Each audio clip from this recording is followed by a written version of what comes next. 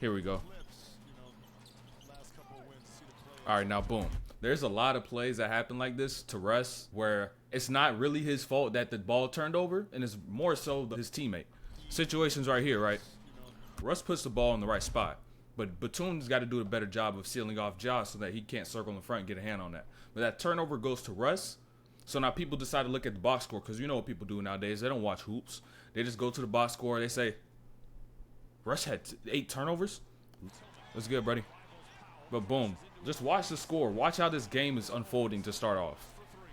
18-8. Clippers started 5-0, 18-0 run. So now at this point in the game, this is where that rush addition is crucial because Russ is that point guard that they did not have before that could control the pace, control the tempo, make sure that the half-court offense is actually running smooth and running well. Instead of having Terrence Mann coming up the court, if you're missing PG and Kawhi trying to run that point guard position, like, come on. Come on. It's no comparison to a player like Russ. You can hate him all you want, but Russ is a good point guard. So now, boom. Russ with the threes. Hey, he was going crazy with the 3 balls. He was going crazy with the threes. Boom, knocked that one down. And mind you, hey, so a lot of people are like, why is Russ's jump shot broke? Why? And they'll want to point to things like him having a hitch, like he had right there. You seen that little hitch, right? That little hitch, that hold, boom.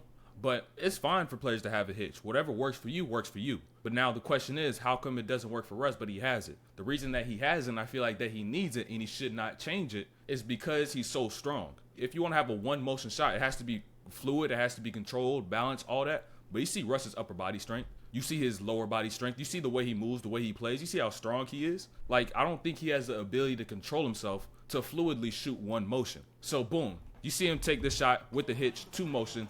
That hitch at the top allows him to be able to control that ball in its upward motion and allow himself to gather. So, boom. Look, he's shooting this, right? Knockdown. Then, boom. He comes and shoots this one. Less of a hitch, a little more smooth, but that hits straight glass. A little more smooth, right? You'll probably be like, okay, it looks better than the first one because there's no hitch at all. But it hits straight glass, and it's like, okay, you can't control that. Got that going.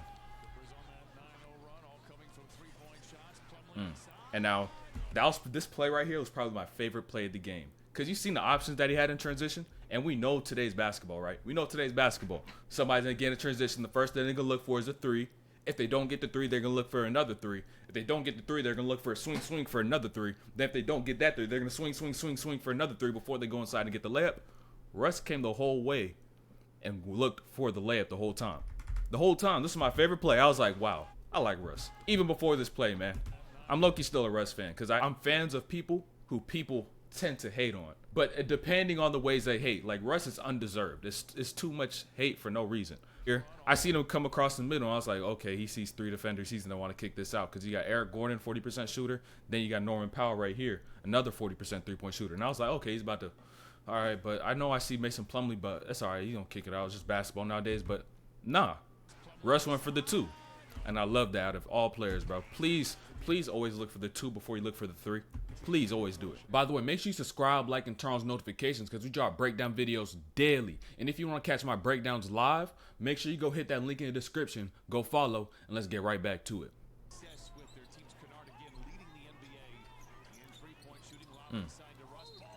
Hey, that's a great N1. But he did one thing on this play that a lot of players don't do, which is realizing your positioning after you set a screen and then getting that ball in that position and making the game easier for yourself. Boom. He sets the screen.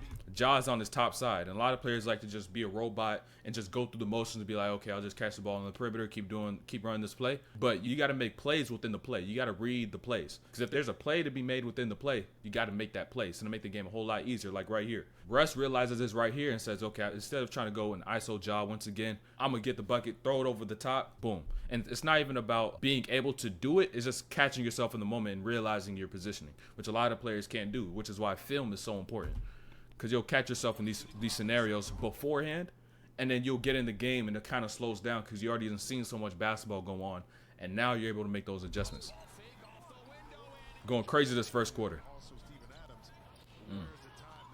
All right. Now when you guard Russ, there's rules of Russ. I like to call the rules of Russ. One, you can't allow him to reject screens. And two, you can't backpedal against him. Because if you do either one of those two, you're cooked. Because you know what he's going to do? He's going to do the same push cross every single time, and you're not going to be able to stop it. You're just not going to be able to stop it, because if you allow him to reject that screen, you got to flip your stance open all the way up, and Russ is just way too quick. I don't care if you say he's washed. I don't care if you say he's past his prime. He's way too quick, all right? And then, boom, in transition, if you're backpedaling, you can't change direction.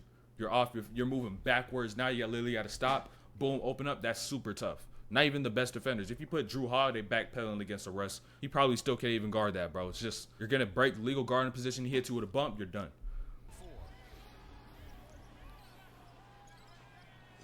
All right. I seen him hit this, and I was like, all right. And peep this point right here. You pointing at somebody in the stands.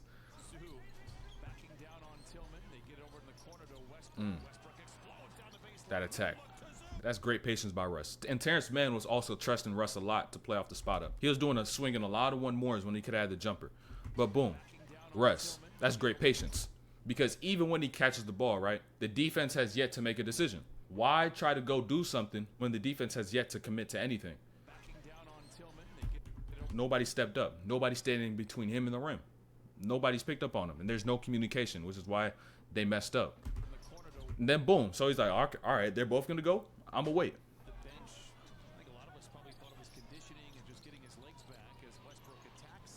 All right, straight up, if you're a defender, you'll live, bro. You'll live. And Russ is hitting shots like this, hezzy pull-ups, threes off the glass, threes from the wing. The night that he had was a great night, but it's not about, oh, it was just one lucky night. It was about him having the lucky night, a lucky night on the right night. He had a lucky night on the right night, bro.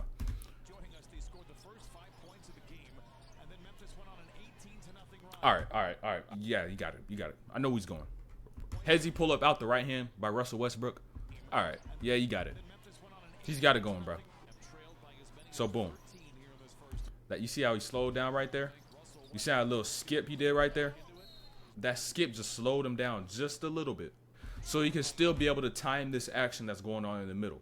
Because a lot of players like to get here and just say, forget the action. I'm just going to go. He attacks. Now, could he have this right here? Possibly.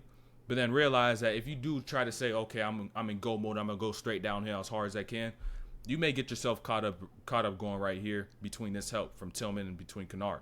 Boom. That little skip allows Covington to get right there and allows this roll by Zubac, and then he hits that pocket.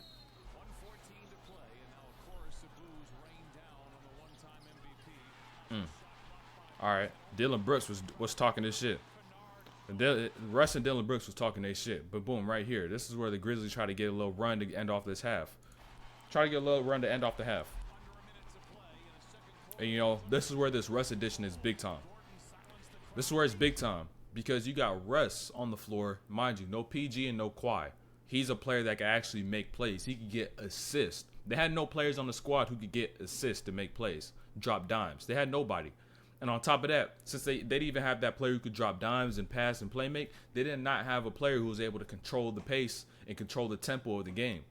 Whereas Russ, he could do that. He may have some turnovers throughout the game, but as a point guard, he has a good feel of momentum. He knows when to slow it down. He knows when he can pick it up. He's, regardless, at the end of the day, well experienced, is a great point guard. I don't care what you say. Give me a sec, Brody. All right, I'm going to run this back one more time. And tell me, does Russ turn his head one time? Does he turn his head? Does his head turn right at all?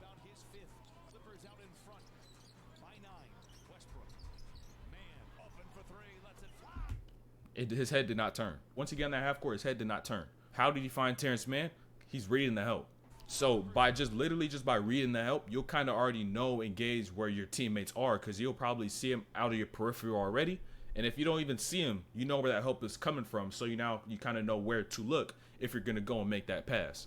So boom, Russ comes down here. He's just reading this inside, seeing what the help's doing. And then he's like, okay, Dylan Brooks is stepping in. Boom, I'm going to hit this wing. Terrence Mann shakes up. Dime.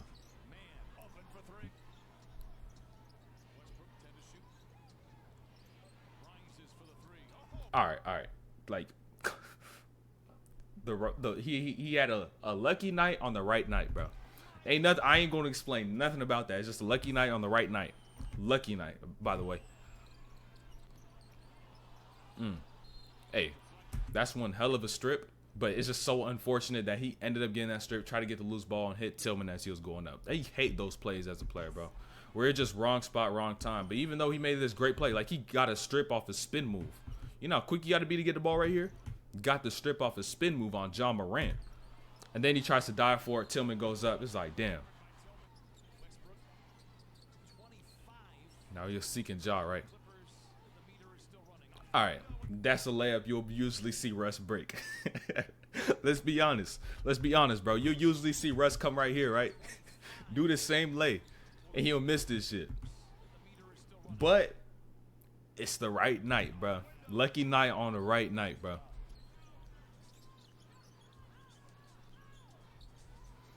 That's why, boom. That's why it's so important that if you get a chance to get in the middle, you play from the middle.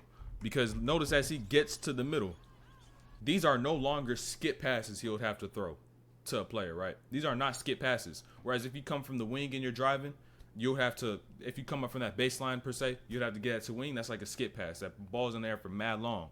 Whereas if you're in the middle of the floor, boom, boom, boom, kick out, it's like you're just doing a regular swing pass. So now that they have less time to be able to rotate and get to where they need to.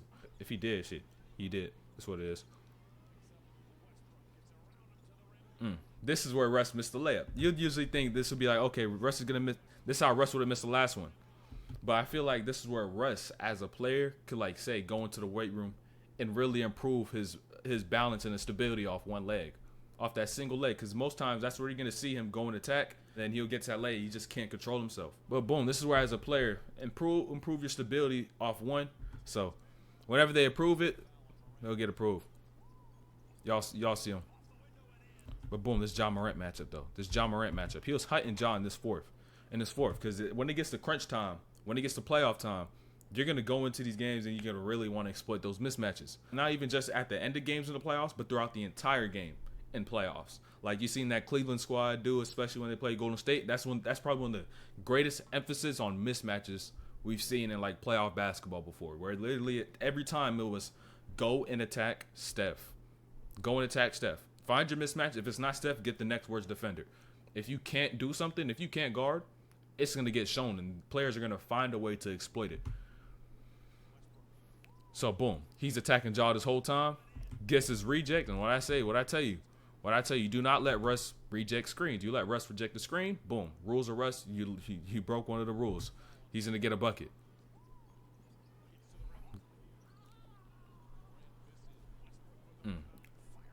Dart out of cannon.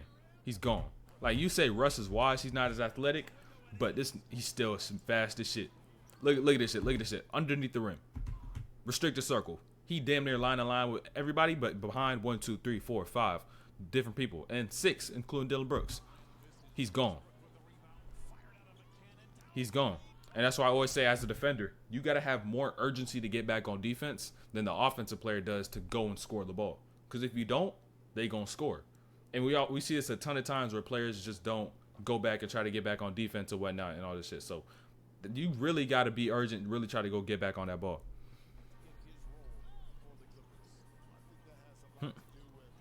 Found the release point.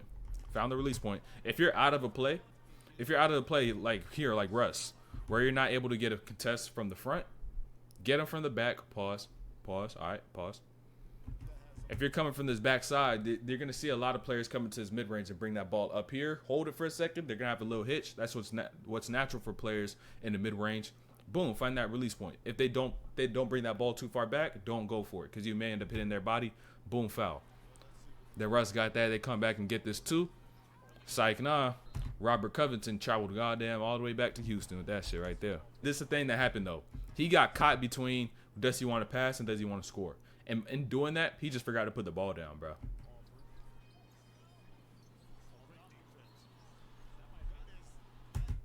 Hey, yo. Now, called a jump ball, but what ball we talking about? That's an insane jump ball, bro. He went in between his legs to get that jump ball. But, hey, got the jump ball. I'm pretty sure they won it, too.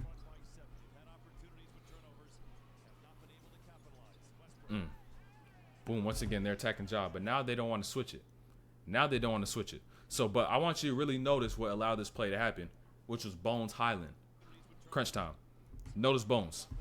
Instead of just boom running and just going to the corner, he gets Brooks engaged. So now that he gets him engaged, he slows him down, and now he's later to be able to get back in front of Russ because he's trying to get underneath that and trying to get in front. But Bones engaged, so now he's a little late. He gets him a little caught up. Russ has an open lane. Russ sees a lane. You're done.